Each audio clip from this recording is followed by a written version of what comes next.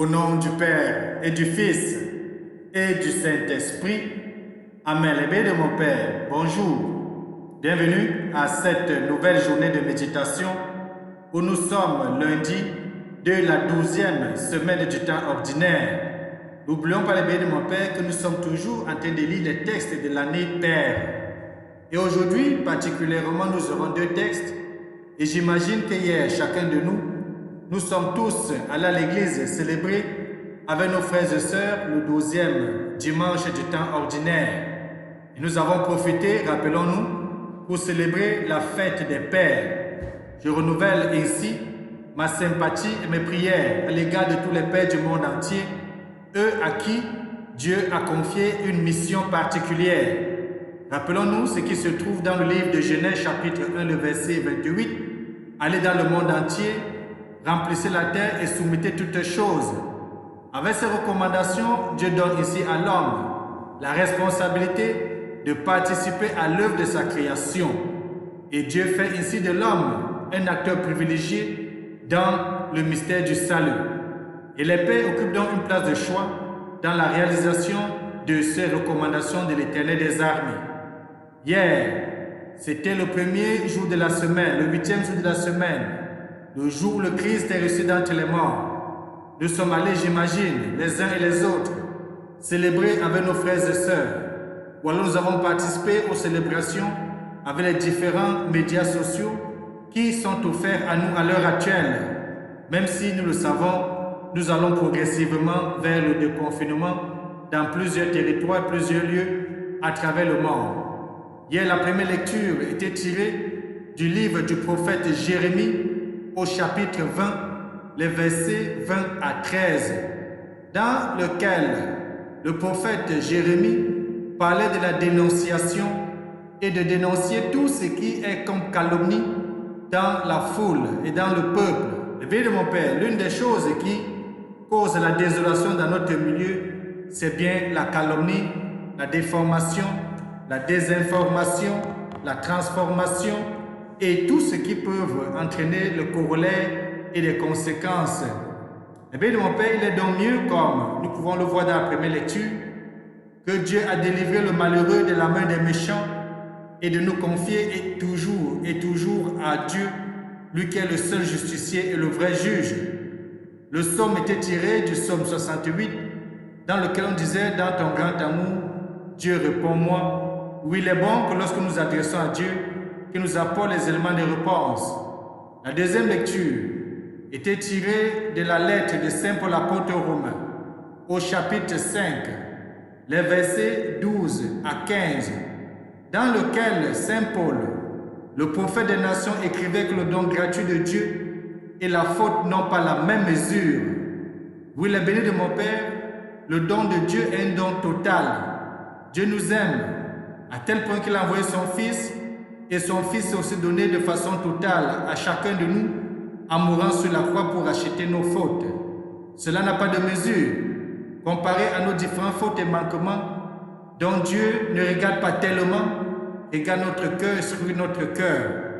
Ensuite, nous avons écouté l'évangile de Saint Matthieu, chapitre 10, les versets 26 à 33, dans lequel Jésus-Christ nous disait de ne pas craindre ceux qui tuent le corps. Oui, le bien de mon Père, c'était un enseignement fort et puissant, parce que dans le monde aujourd'hui, nous avons peur de dénoncer, comme la première lecture, nous avons peur d'être des témoins, nous avons peur d'affronter, nous avons peur d'affronter et surtout de manifester notre foi. Nous avons peur et voire même honte de parler de Jésus-Christ dans notre milieu. Jésus-Christ nous dit dans l'Évangile de ne pas avoir peur et de ne pas craindre ceux-là qui tuent le corps et qui ne peuvent rien faire sur l'âme.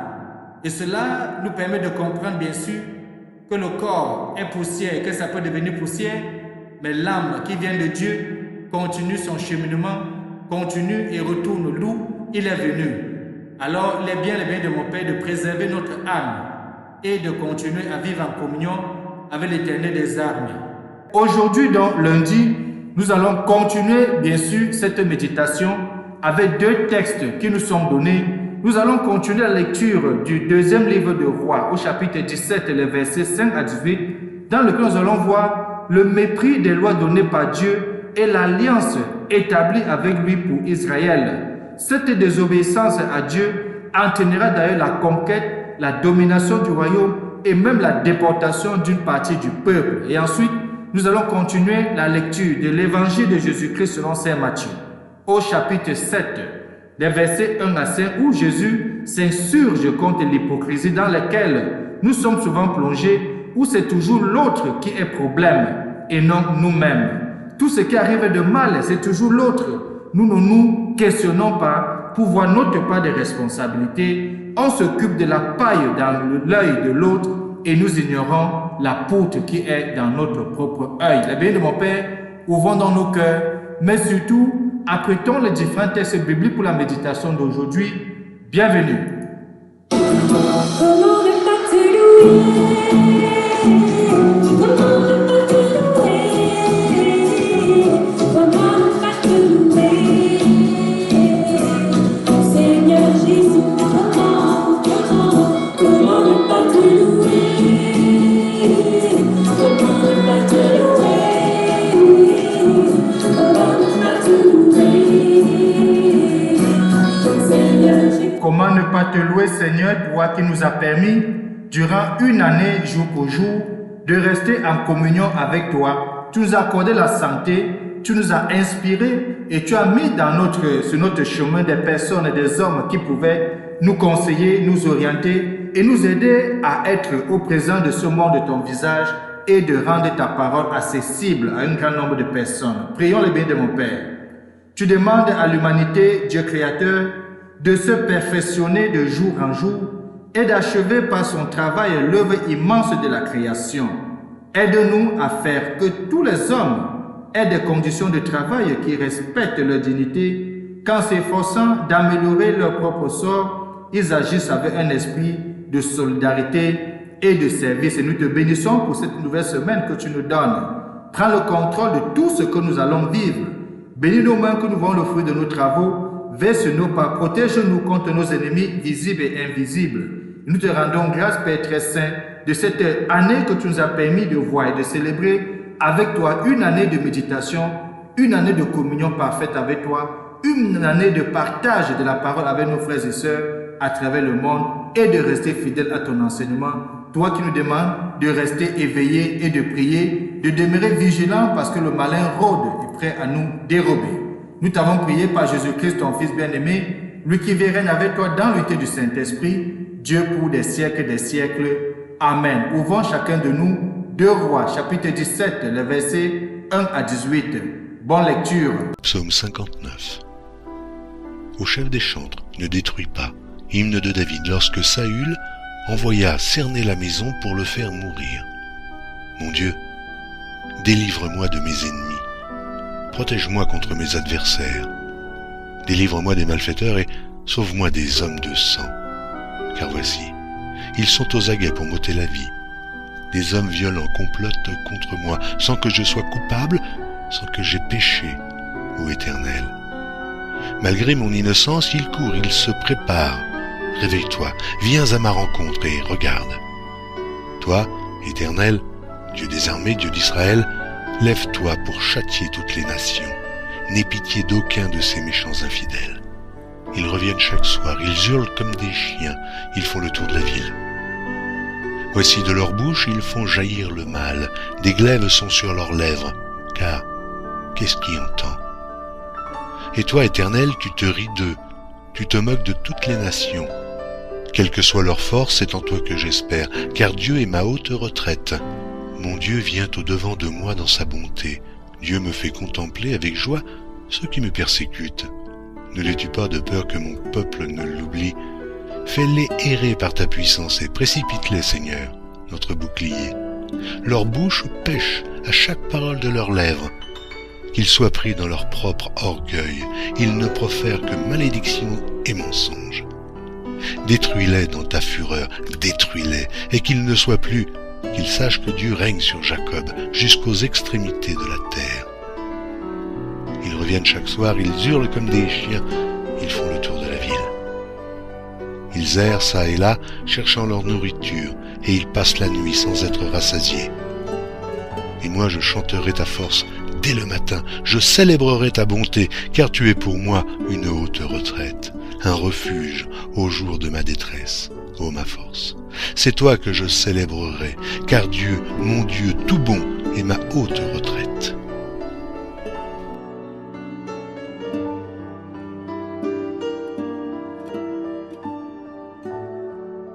Évangile de Jésus-Christ selon saint Matthieu, au chapitre 7, les versets 1 à 5.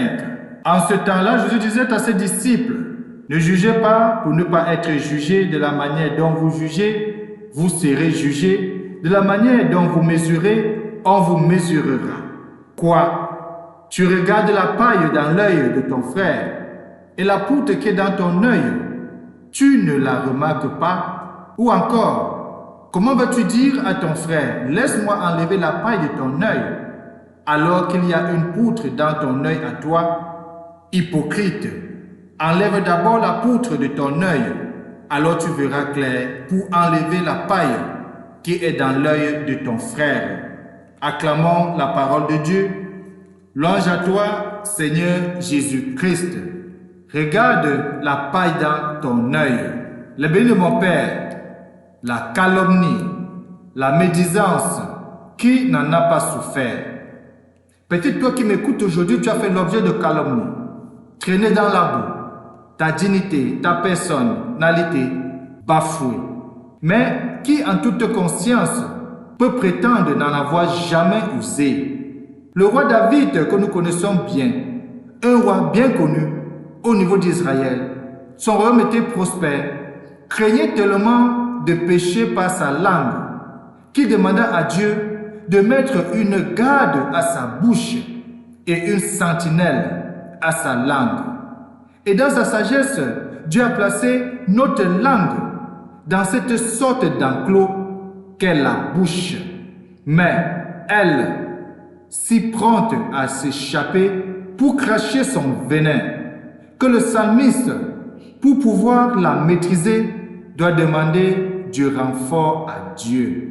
Au nom de quelle justice, de quelle charité nous croyons-nous accrédités à juger, à calomnier ou médire, mes frères, mes sœurs, le béni de mon Père, à supposer que nous soyons parfaits, ce qui est une chose peu probable sur cette terre, parce que nous savons que nous sommes tous imparfaits, et cette imperfection, nous l'avons héritée depuis le jardin d'Éden. Supposons quand même que nous soyons parfaits.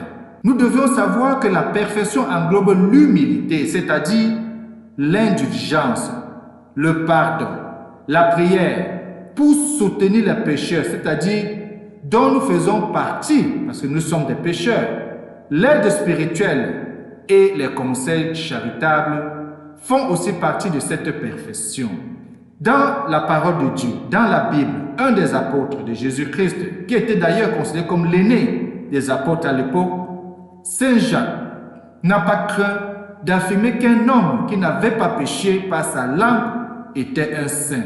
Et Saint Paul, l'apôtre des nations plus tard, de s'écrier « Qui es-tu, toi, pour juger ton frère ?»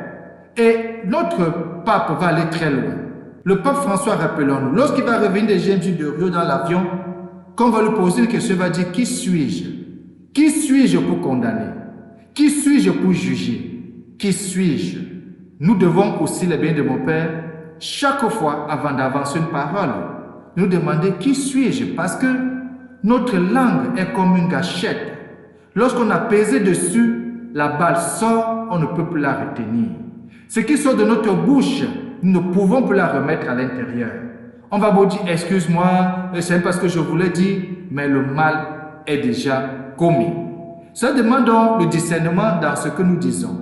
Où nous disons, quand nous disons, surtout lorsqu'il s'agit de parler de notre frère, de notre sœur, d'un béni de notre Père, de notre connaissance. Ça demande donc un peu de retenue. Nous apparaîtrons dans le béni de mon Père tous devant le tribunal du Christ. Et un proverbe qui vient de l'Orient dit « Celui dont la maison est en verre doit éviter de lapider les autres. » Et un poète arabe va dire aussi que ta langue ne dise rien de l'imperfection d'un autre. Tu es plein d'imperfections et les autres aussi ont des langues. Est-ce parce qu'elle n'a œuvré que pour tout ce qui élève que la langue du Saint Antoine de Padoue que nous connaissons bien a été conservée? J'aime parfois à le penser, mais des bénis de mon Père, il nous revient donc, chacun de nous, d'avoir une culture de réserve, de discernement.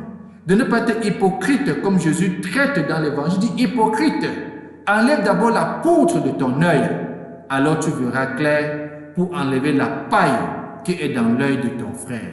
Autrement dit, le béni de mon Père, prenons toujours dans notre vie un temps de silence, un moment pour nous faire une rétrospection, pour regarder de l'intérieur de nous, pour examiner notre vie, examiner notre conscience, ne pas toujours passer le temps à regarder ailleurs.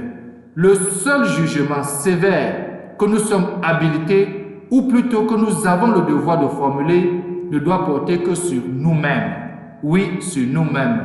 Oh, si nous pouvions juger les autres avec la même clémence que nous nous accordons, le paradis serait déjà dans ce monde depuis. Les souffrances seraient déjà arrêtées. Les discordes, la chicane, la division des familles, des couples, entre les parents et enfants, entre les membres d'une même famille, seraient déjà à l'oubliette. Que Dieu Tout-Puissant nous aide au courant de cette journée de nous orienter résolument vers une parole mesurée, vers une langue mesurée, vers notre propre regard sur nous-mêmes, que de nous contenter tout le temps pour sur les autres. Et que Dieu Tout-Puissant nous bénisse donc à cette journée, lui qui est Père, Fils et Saint-Esprit. Amen. Bon lundi. Louez Dieu, tout le peuple.